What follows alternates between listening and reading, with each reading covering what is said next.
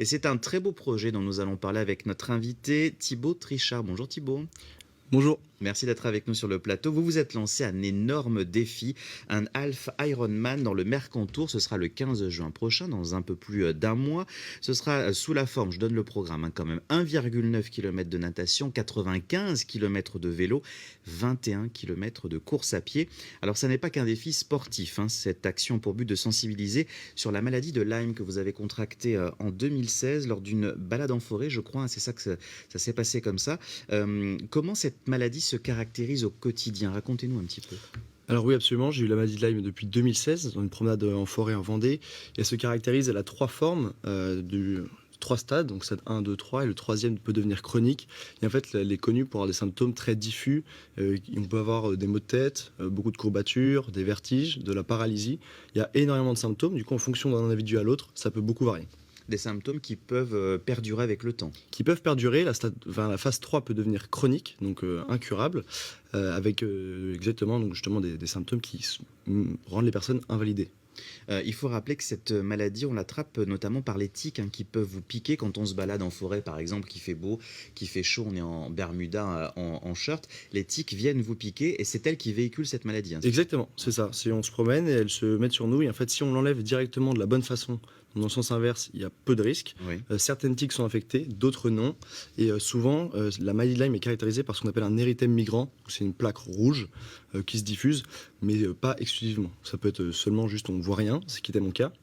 Elle s'installe quand même, mais en général, elle prend quelques semaines, parfois quelques mois, et sur certaines personnes, même des années, à s'installer concrètement dans le système immunitaire.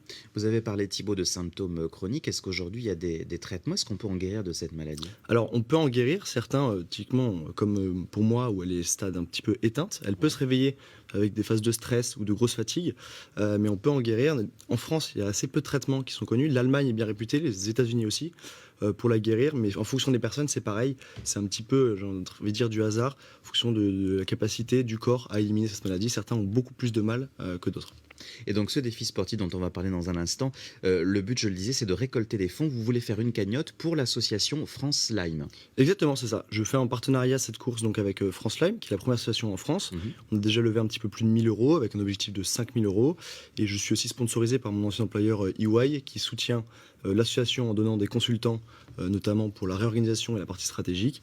Et de l'autre côté, donne des fonds pour cette association. Donc là, on a un peu plus de 1 000 euros, donc son objectif de 5 000. Voilà, et on peut évidemment aller sur le site internet francelyme.fr pour avoir toutes les infos évidemment sur cette association. Je parlais tout à l'heure du programme qui vous attend, sacré programme, natation, vélo, course à pied. Comment est-ce que vous vous êtes préparé au niveau physique? Je le disais, c'est dans un peu plus d'un mois. Là, vous en êtes à quel stade? Vous êtes comment là? Alors là, je suis plutôt bien. J'ai quand même aussi des douleurs un petit peu de temps en temps. Je ne sais pas si c'est dû à la maladie ou pas. Je me prépare au maximum. Là, on est à Nantes, donc le dénivelé, parce qu'il y a beaucoup de dénivelé sur ce triathlon. Je dois préciser quand même à nos amis qui nous regardent que vous êtes venus en vélo ce matin. Absolument, évidemment. Déjà pour l'entraînement. Exactement, c'est le petit entraînement tous les jours. Donc il y a beaucoup de dénivelé, 2500 vélos, 1200 à pied. J'essaye au maximum, donc notamment dans la Chésine, de courir et de faire du dénivelé, monter, descendre, monter, descendre. Je suis souvent à Paris aussi, donc Montmartre, je connais par cœur maintenant. Oui. On le fait régulièrement. Et donc j'essaye toutes les semaines de faire 2 séances de natation, 1 ou 2 sorties vélo, notamment des grosses sorties les week-ends, et de la course à pied très régulièrement. Je me mets pas des efforts très intenses d'un coup, j'ai juste fait une session quand même de 150 km en vélo, mais sinon c'est vraiment dans la régularité, éviter la blessure, et puis préparer le cardio, donc avec des séances de fractionnés, pour être prêt le jour J, quoi. C'est ce que vous redoutez le plus, justement, la blessure? C'est ce que je redoute le plus. À chaque fois que j'ai des douleurs, etc., j'ai toujours peur de me dire, parce que je sens quand même depuis la maladie, j'avais eu aucune blessure avant 2016, et depuis ce moment-là, j'ai quand même beaucoup plus de douleurs. Donc vous étiez sportif avant? Sportif, ouais, je faisais beaucoup de sport. Toujours, j'ai toujours fait beaucoup de sport. Le médecin m'ont dit vraiment de continuer à faire du sport, c'est un élément très important, même si parfois, par exemple, on parlait des symptômes tout à l'heure, j'avais un genou qui gonflait, ou le coude qui gonflait, enfin des choses comme ça. Mais j'ai toujours fait du sport et ça m'a beaucoup maintenu. Mais c'est vraiment l'ennemi numéro 1, la blessure, absolument. Je le disais, 3 sports, donc natation, vélo, course à pied. lequel est votre préféré? Lequel vous redoutez le plus parmi les Ah, 3?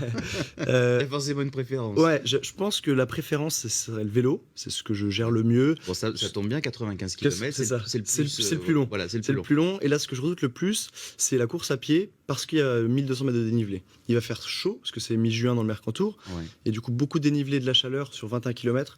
C'est ce qui me fait un petit peu peur, sachant qu'on aura déjà la natation plus le vélo dans les jambes. Donc ça sera un petit peu au mental, je pense. Le but pour vous, Thibaut, j'imagine forcément, c'est de montrer qu'avec cette maladie, des symptômes que l'on peut avoir de manière plus ou moins prononcée, on peut vivre normalement et surtout se surpasser, j'ai envie de dire, se dépasser aussi, dépasser ce soi-même. Hein. Absolument, c'est vraiment l'objectif. Et ce qui est très agréable, c'est que ça fait sens.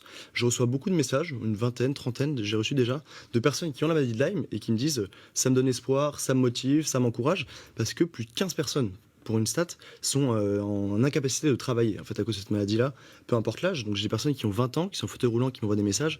Et donc ça donne vraiment du sens, parce que ces personnes-là s'accrochent et se disent d'accord, j'ai la maladie de Lyme, aujourd'hui c'est difficile, mais en fait demain je peux y arriver, parce que j'ai eu aussi un traitement de 1 an. Et du coup ça donne espoir, donc c'est vraiment objectif. Et à ma petite échelle, ça permet de mettre mieux en avant cette maladie et donc de participer à potentiellement demain avoir un traitement. Merci beaucoup Thibaut, je rappelle le site francelyme.fr. On peut vous suivre sur votre Instagram notamment. Départ le 15 juin prochain pour le Mercantour. Bonne chance pour ce très beau défi. Merci à vous. Merci beaucoup et merci pour l'invitation.